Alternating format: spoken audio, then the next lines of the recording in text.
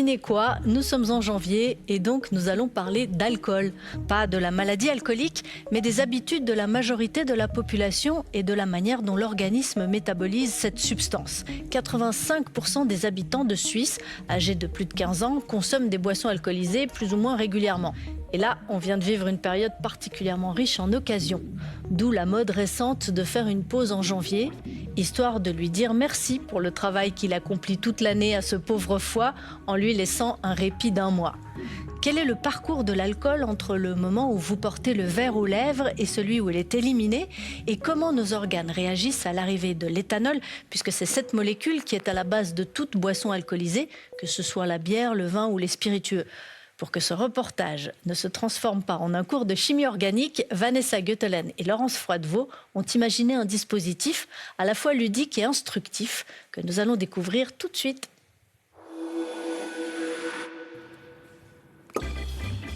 En palpant le foie, je constate un petit point douloureux et le foie qui déborde un peu. Donc, Bourgogne, pour vous, me semble indiquer 2 verres le matin à jeun. À jeun le matin. D'autre part, le rein est également sensible quand puis vous avez fait la grimace. Ici, donné muscadet ou des petits saupignons également au cours de la journée, 2 à 3 verres. Alors docteur, Oui. Pour chaque type de maladie, il y a un vin approprié. Il y a un vin approprié. Là, par exemple, À l'époque, nous considérions que 1 ou 2 verres par jour, c'était bénéfique pour la santé.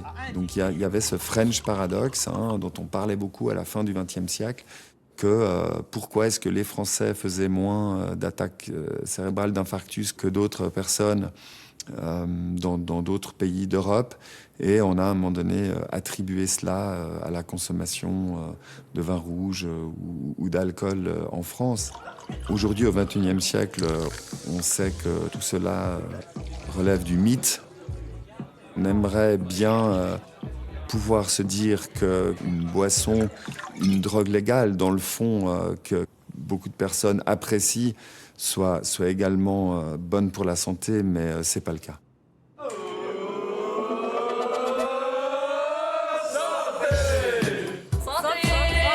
On a dit beaucoup de bêtises sur les prétendus bienfaits de l'alcool.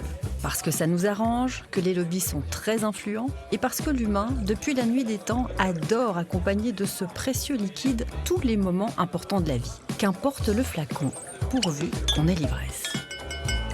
Mais si cette molécule n'a pas les vertus qu'on lui prêtait autrefois, quel est l'effet de cette molécule sur notre corps? Bonsoir. À 36,9, on a voulu observer et mesurer ses effets sur des personnes qui apprécient de boire un verre de manière festive. Nous avons recruté 6 volontaires de toute la Suisse romande qui ne se connaissaient pas, prêts à tester en temps réel les effets de l'alcool. Tout le monde est là?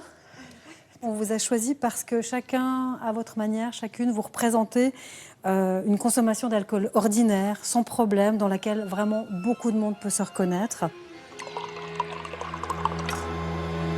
Une petite bouteille de vin blanc avec mes amis de l'impro. On est lundi 21 et je suis de super bonne humeur. Bon, fin de semaine, c'est cool, c'est le week-end, je suis sorti du Lacus, il y avait beaucoup trop de bruit.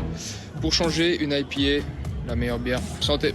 Je suis avec ma copine Libellule dans un restaurant et nous avons le grand plaisir de boire un petit apéritif ensemble. Un petit verre de rosé. Santé! Petit repas en famille et je suis de très bonne humeur. Santé! Santé! Ce soir, je me fais plaisir avec un petit cocktail de mon invention. On a du... Avant de les convier à nos tests, nous leur avions demandé de tenir un journal de bord de leur consommation. Les samedis soirs, c'est le moment de l'apéro. C'est un peu pour décontracter de la semaine. Comme tout le monde, en somme, nos 6 témoins aiment boire un verre avec des amis ou en famille. Une fin de semaine, un premier rendez-vous, autant d'occasions de trinquer, la plupart du temps de manière modérée. Dans la dernière enquête suisse sur la santé, les données de 2022, on nous dit, et c'est bien le cas, que 85% de la population suisse boit de l'alcool, mais la majorité des personnes qui boivent de l'alcool vont boire de l'alcool de façon très occasionnelle et très modérée. En Suisse, les limites pour une consommation contrôlée, avec le moins de risques possible pour la santé, sont de 10 verres par semaine pour les hommes, 5 pour les femmes, avec pour tout le monde au minimum 2 jours de pause consécutifs. Mais les statistiques montrent que dans la population, 15 à 20% des consommateurs dépassent régulièrement ces limites. Ce soir, vous allez vivre un moment que vous connaissez déjà très bien, finalement. Ce n'est pas la première. Vous allez vivre un apéro banal, convivial, on l'espère. Cela dit, la différence, c'est que cet apéro un peu particulier, vous allez le vivre sous l'œil professionnel de 12 experts. Le docteur Thierry Favre-Koun, qui est médecin alcoologue aux hôpitaux universitaires de Genève, et Muriel Reiner, qui est psychologue spécialisée en psychothérapie cognitive et comportementale. Vous êtes prêts? Oui. Sur les starting blocks? Absolument. Avant de déboucher la première bouteille, nos volontaires sont soumis à toute une série de tests. D'abord, une auto-évaluation. Sur une échelle de 1 à 7, êtes-vous à l'aise et quel est votre niveau d'énergie? Monter sur la balance. On les pèse car le poids est un paramètre qui affecte la vitesse d'absorption et de métabolisation de l'alcool. La tension artérielle et le rythme cardiaque sont aussi mesurés Ça peut se faire par-dessus le tissu. car l'alcool modifie la pression sanguine et le rythme du cœur. Vous soufflez tranquillement. Enfin, pour pouvoir comparer leurs aptitudes à jeun et avec alcool, nous vérifions que tout le monde est totalement sobre à ce stade. On a un 0 pour 1000, c'est bon. Eh ben merci beaucoup. Et ce n'est pas tout. Bien sur la ligne, les 2 pieds sur la ligne. On évalue encore leurs capacités motrices et cognitives. Je vais vous proposer de mémoriser des mots que je vais dire. Je dois les redire. Jambes. Coton. École. Tomate. Blanc. 2, 1, 8, 5, 4. 2, 1, 8, 5, 4. 2, 1, 8, 5, 4. Très bien. Maintenant, je vais vous donner une série de chiffres et il faudra les répéter à l'envers, c'est-à-dire en commençant par le dernier. 4, 7, 2. 2, 7, 4. Très bien. Il reste 13 fraises fraîches. Il reste 13 fraises fraîches. Fin des tests et un premier constat. À jeun, tous les volontaires réussissent parfaitement les exercices. Les bouteilles sont au frais, l'apéro peut commencer. Ce soir, nos 6 volontaires ont le choix entre du blanc, du rouge ou du rosé, avec un degré d'alcool identique afin de pouvoir comparer les résultats. Tout le monde doit rester dans les limites d'une consommation contrôlée, mais d'une occasion spéciale lors d'une soirée. Pas plus de 4 verres pour les femmes, maximum 5 verres pour les hommes, et nos témoins peuvent arrêter de boire à tout moment. Boire un verre, c'est banal, mais où va ce liquide ? L'alcool se diffuse partout. Il passe directement dans le sang à travers la muqueuse buccale et la muqueuse de l'œsophage. Il parcourt notre tube digestif. Une fois dans le sang, il se répand dans toutes les parties de l'organisme et se propage dans tous les tissus contenant de l'eau ou très vascularisés, comme le cerveau, les poumons et le foie. 10% de l'alcool absorbé est éliminé, expiré par les poumons, par les reins à travers les urines et par la peau. La plus grande partie, 90%, est acheminée vers le foie. C'est là que l'alcool termine son trajet et que la plupart des molécules y seront dégradées et transformées grâce à 2 enzymes.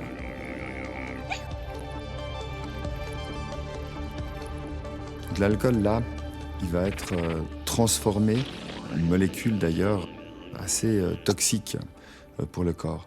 Et ça, c'est variable selon les individus, notamment des personnes qui seraient originaires d'Asie. Il peut y avoir moins de dégradation de l'alcool à ce moment-là. Il peut y avoir une différence entre les individus simplement à cause des familles. Il peut y avoir des différences en raison du sexe également. Le pic d'alcoolémie, c'est-à-dire la concentration maximale d'alcool dans le sang, sera atteint en moins d'1 heure. Si vous êtes fatigué, malade, que vous buvez rapidement ou l'estomac vide, ça montera plus vite. Si la boisson est chaude, gazeuse ou sucrée, ça ira encore plus vite.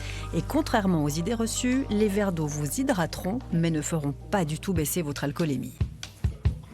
Alors c'est parfait, vous pouvez souffler. Chaque volontaire a bu son premier verre de vin. 20 minutes plus tard, c'est l'heure du verdict. Première surprise, après un seul verre, le taux d'alcool est très différent d'un volontaire à l'autre. Extra. Christopher a le taux d'alcool le plus bas du groupe. Première explication, c'est le candidat le plus corpulent. Ça, c'est un premier paramètre. Et il y en a d'autres. D'autres, ça peut être déjà des influences génétiques de comment on est chacun et chacune fabriqué. Et puis aussi, une autre influence, c'est si on a l'habitude de consommer de l'alcool.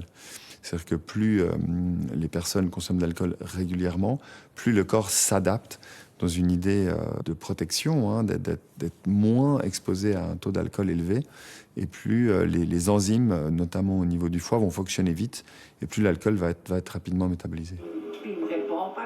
Christopher est fils de bistrotier. Sa grand-mère tenait autrefois un bistrot de nuit, mythique à La Chaux-de-Fonds, le Français. Les gens fumaient de tous les côtés, c'était plein, aux ouvriers. À minuit, c'était rempli. Il y a passé une grande partie de son enfance. On pourrait presque dire qu'il est tombé dans la marmite tout petit.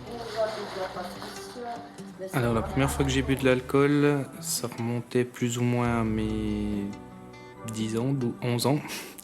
J'allais justement aider de nuit ma grand-mère ainsi que ma mère. Et puis je goûtais un peu les verres en pensant que c'était du thé froid, du coca, mais en fait non. Quand j'ai commencé à boire, comme par habitude, ça a été à l'âge de 16 ans. On va dire pas de famille pour faire santé, Noël, Nouvel An, des choses comme ça. Après, ça a été avec les amis, quelquefois, voilà, on va dormir chez un pote, on est 2-3 potes, on se dit, on va boire 2-3 bières, 2-3 verres de vin. Mais ça n'a jamais été vraiment jusqu'à la phase out ou bien être mal le lendemain. C'était vraiment 2-3 verres, pas plus. Vous avez l'impression que vous tenez bien l'alcool, comme on dit, Christopher? Alors j'ai l'impression, oui, que je tiens bien l'alcool. Même beaucoup de mes amis me disent, tu tiens bien, tout ça. Mais c'est pas... Enfin, il y a des jours que je le tiens bien, puis il y a des jours que je tiens moins bien. Je sais pas, justement, comme je disais, est-ce que c'est la fatigue? Est-ce que c'est mon état? Je sais pas. Tenir l'alcool, cela dépend de nombreux facteurs. Une chose est sûre, on n'est pas égaux face à ce produit. Les femmes et les personnes âgées vont être plus vulnérables. Les femmes ont une distribution dans le corps avec un peu plus de graisse que les hommes et un peu moins d'eau. La différence est d'à peu près 15%. L'alcoolémie, c'est-à-dire le résultat du taux d'alcool d'un verre, donc de la même quantité d'alcool ingéré, peut varier du simple au double. En effet, l'alcoolémie de nos candidats varie considérablement selon le sexe.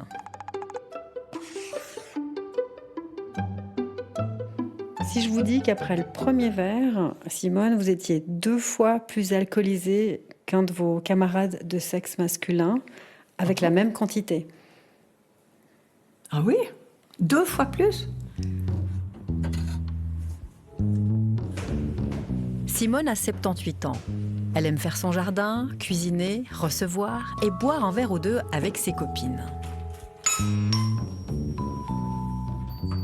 Coucou les filles, entrez, venez.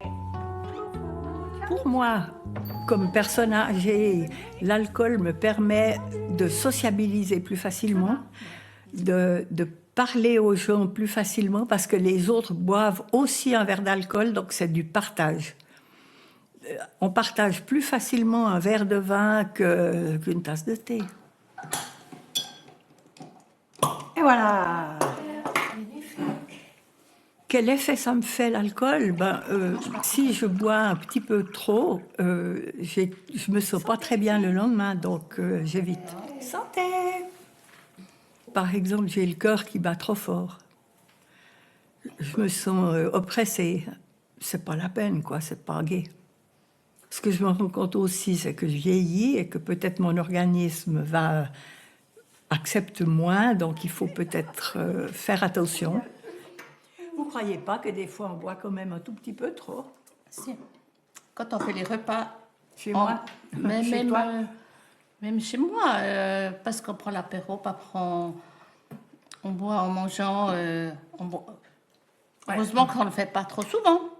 Ce qui est clair, c'est qu'avec l'âge, on va métaboliser moins bien l'alcool et avoir moins d'eau dans le corps où l'alcool peut se diluer.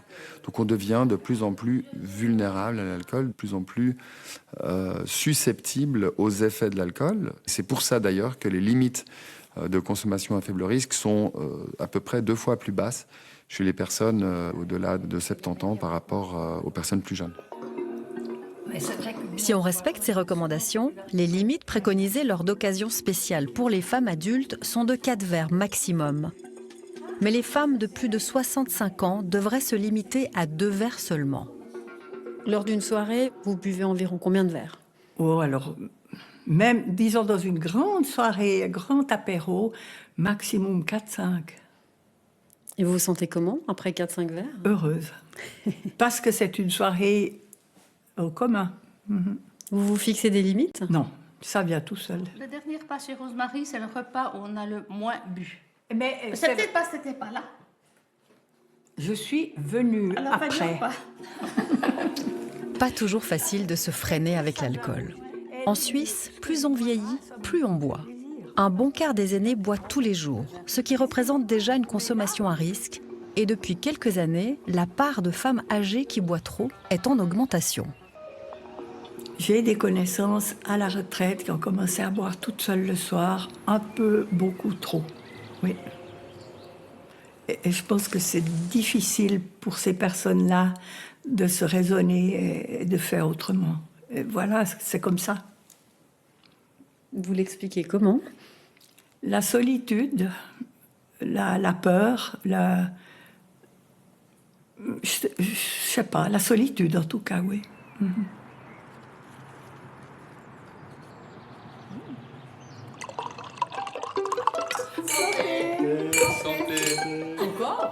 Encore, oui. Santé. Ouf, il a soirée. Retour à l'expérience. Notre apéro-test se poursuit joyeusement. Sans hésiter, nos volontaires ont tous souhaité boire un deuxième verre.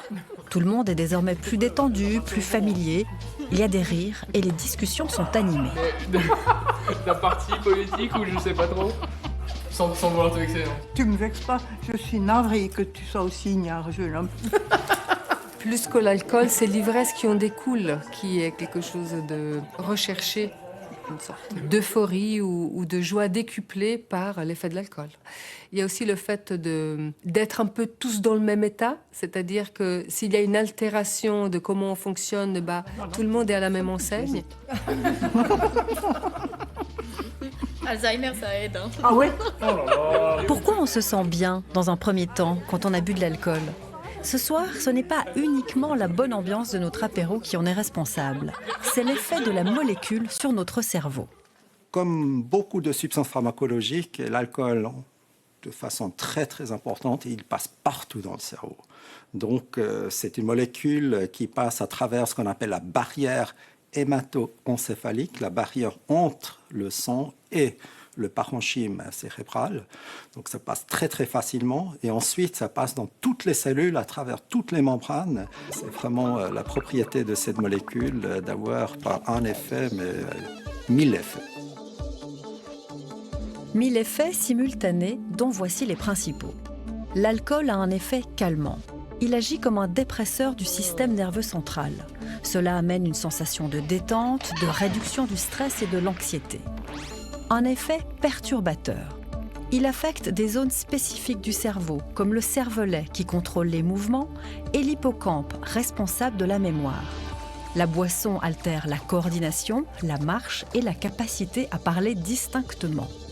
À des doses plus élevées, des trous de mémoire importants ou des blackouts peuvent survenir. C'est aussi un stimulant. Le produit augmente la libération de dopamine, un neurotransmetteur lié au plaisir. Cela crée une sensation de bien-être, de bonheur. Une sensation agréable qui pousse à recommencer. Une consommation régulière entraîne une dépendance. Il faut une dose toujours plus élevée pour obtenir le même effet plaisant. Le risque, c'est l'addiction. Car si la dépendance peut se contrôler par la volonté, l'addiction, c'est une autre affaire. Et ça, c'est un élément qui est en fait partagé par toutes les substances addictives.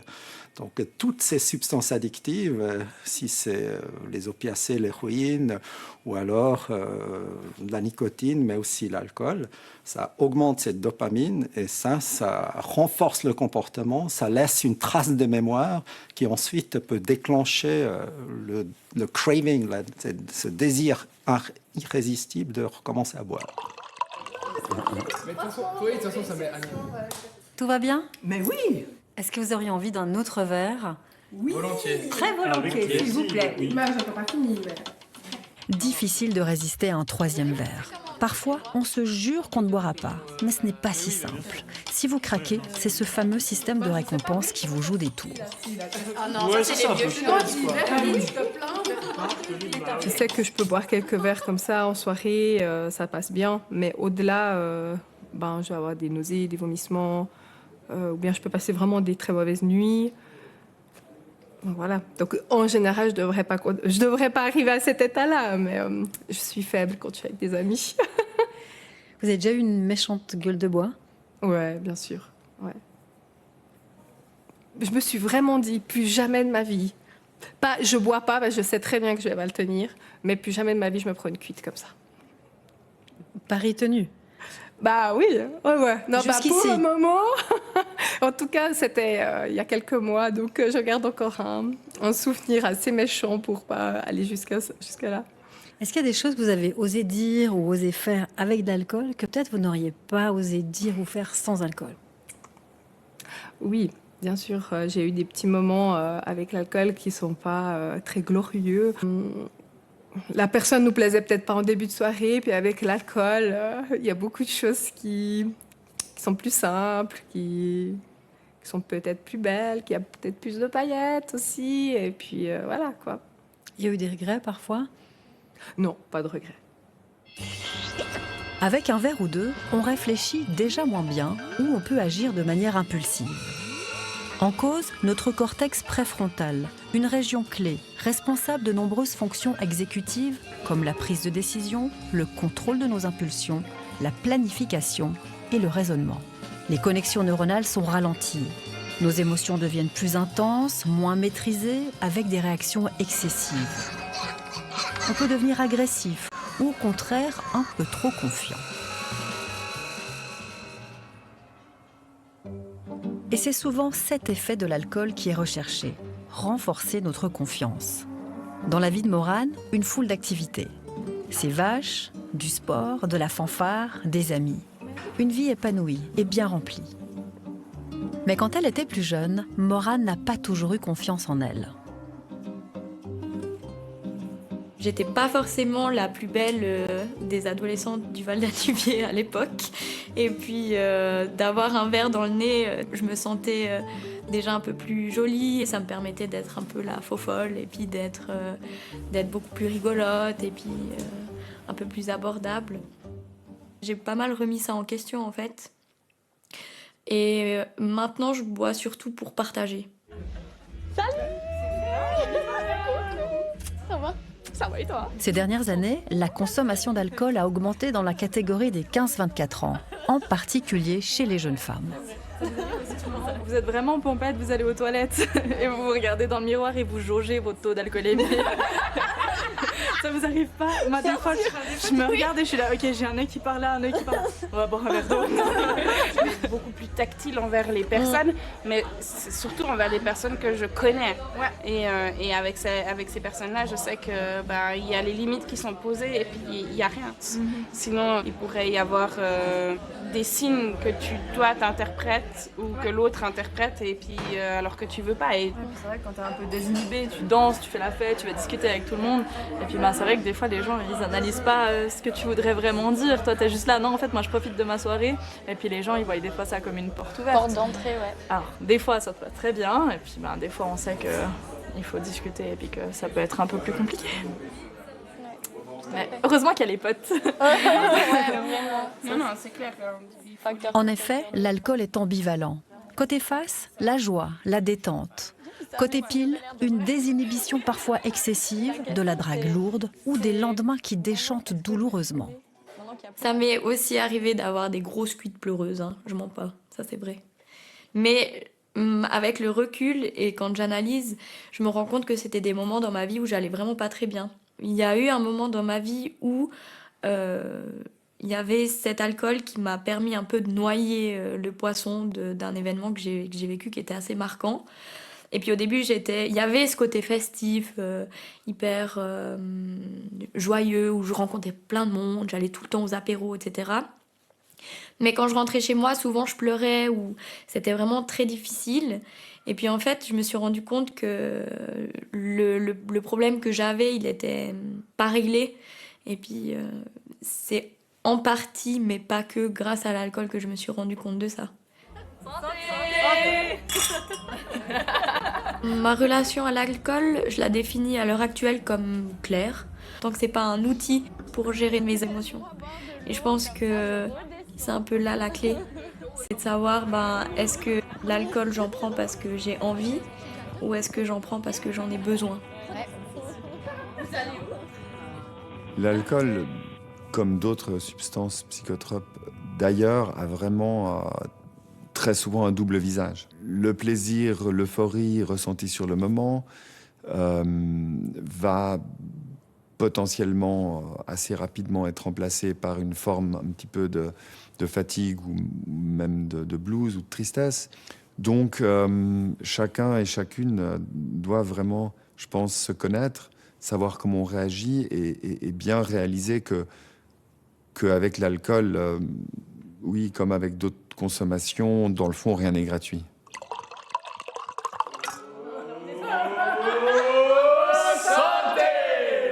C'est la fin de l'apéro-test avec nos 6 participants. C'est un procédé selon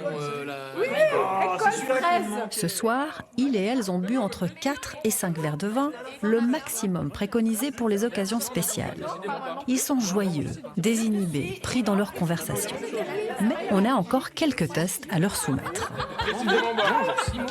Pour vérifier les effets euphorisants de l'alcool, nous leur demandons de s'auto-évaluer à nouveau après ces quelques verres. Verdict, tout le monde se sent bien, voire mieux qu'au début, voire carrément mieux. Avant, j'étais déjà à 7. Mais en fait, peut-être... Maintenant, je me sens à 10 maintenant. Alors, peut-être noter 10. Allez, vas-y, Ok, 10. très bien. Et en termes d'énergie... Ok. C'est à fond, hein. D'accord. Je suis encore mieux qu'avant. Et vous pouvez y aller. C'est toujours le même exercice, marcher sur la ligne. Les volontaires repassent les mêmes tests que lorsqu'ils étaient sobres, afin de comparer leurs aptitudes cognitives et motrices. Vont-ils les réussir aussi brillamment que la première fois ? Voilà. Utilisez vos bras aussi, si vous voulez. Pour le moment, la plupart des candidats s'en sortent bien. Sauf Morane.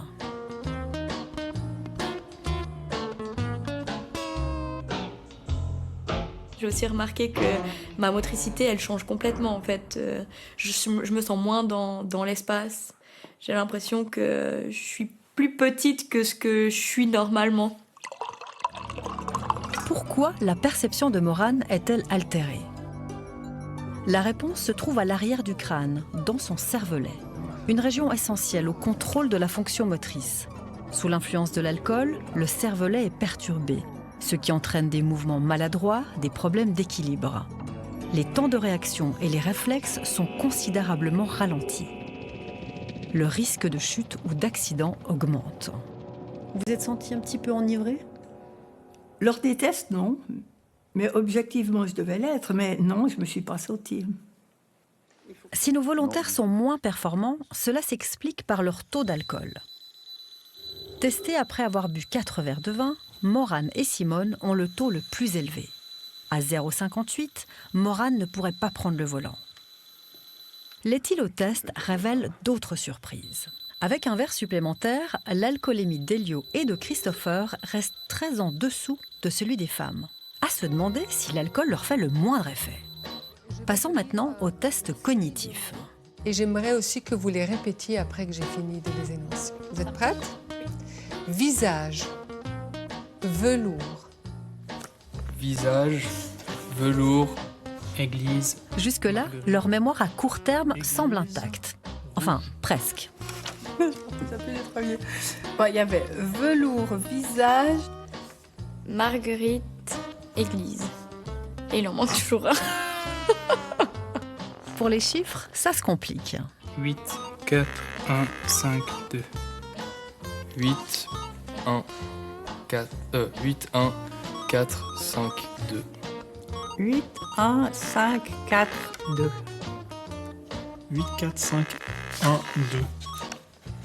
Je crois. Une série de chiffres à répéter maintenant à l'envers, en commençant par le dernier. Donc. 7, 2, 4. 7, 2, 4. À présent, je vous propose de lire à voix haute 3 énoncés. Plus on avance dans les tests, plus ils font d'erreurs, un peu partout. Papier, panier, piano. Panier, piano. Papier, piano. Il reste 13 fraises fraîches. Il reste 13 fraises fraîches. Il reste 3 fraises fraîches. Et au fait, pourquoi on a tant de mal à articuler quand on a bu? Panier, piano. C'est la preuve de l'effet négatif sur les performances, à la fois les performances intellectuelles dans tout ce qui est la conceptualisation de l'idée du mot, et puis aussi des fonctions motrices. Et évidemment, ça implique une coordination complexe entre les cordes vocales, les lèvres, la langue. Donc en fait, évidemment, on le fait très naturellement et spontanément, habituellement, mais le langage est très exigeant. Pour terminer, testons leur mémoire une nouvelle fois. Vont-ils se souvenir des mots mémorisés au début des tests? Uputu. Visage. Hôpital. Visage, velours. Visage. Il y avait une fleur marguerite. Non? Continuez. Eh ben, je sais plus. On l'a vu, même à faible dose, l'alcool perturbe le fonctionnement de l'hippocampe, ce qui affecte la mémoire et les apprentissages. L'alcool, avec son effet sédatif, a vraiment un effet amnésiant. Donc la mémoire de travail, la mémoire antérograde, celle qui nous permet d'enregistrer des informations sur le moment, va être altérée. Je ne me suis pas appliquée du tout là-dessus. Je ne sais plus. Je ne me suis pas sentie en difficulté, mais je me suis rendu compte que pour le dernier test, j'étais moins rapide. Ouais. C'était pas si facile. J'ai envie de dire des trucs, mais je sais que c'est faux. Genre clocher, tableau, peinture. Très bien, merci. Visage veste. Hein. Je me souviens pas d'avoir été aussi peu performant. C'est assez surprenant et c'est aussi là qu'on se rend compte, si on prend le volant même à 0,3, alors que la limite est à 0,5, qu'on n'est clairement pas aussi alerte et que si on n'avait rien bu, quoi. Donc ouais, surpris de ma piètre performance. Église, visage, et il y a un autre qui commence par V. Et là, ça m'a mis un petit coup quand même, parce qu'en général, les tests de mémoire, je suis assez forte, mais là, visiblement, plus tellement. Et le fait que j'ai fait un peu des bêtises aussi. J'ai piqué les lunettes à Simone.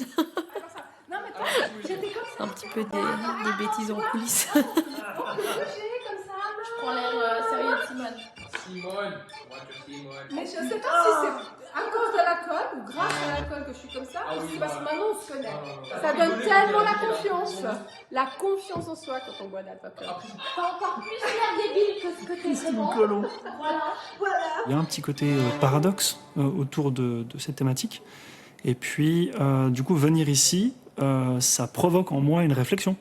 Entre guillemets, ça me pousse à réfléchir sur moi aussi.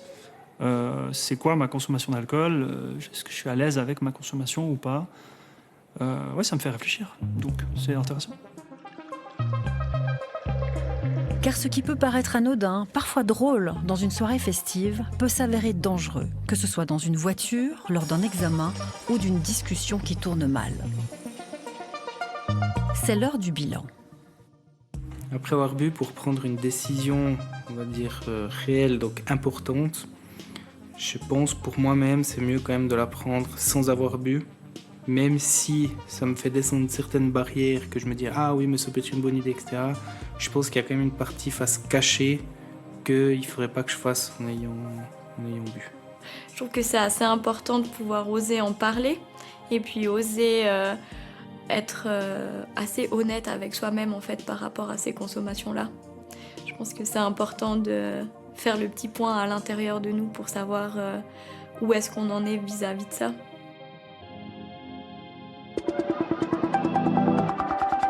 À la fin de cette soirée et du tournage, Simon, Christine, Morane, Christopher, Julien et Elio sont rentrés en transport public ou alors ils sont restés dormir sur place, non sans s'être échangé leurs coordonnées avant. Que les choses soient bien claires, non seulement l'alcool n'a aucune vertu en termes de santé, mais en plus il est toxique dès la première gorgée. Chaque goutte oblige l'organisme à mettre en place des processus de désintoxication et de réparation. Et plus on avance en âge, et moins le corps est efficace. Il fatigue à mesure que les dommages s'accumulent. Il faut le savoir et puis il faut évaluer en toute conscience son bénéfice-risque personnel.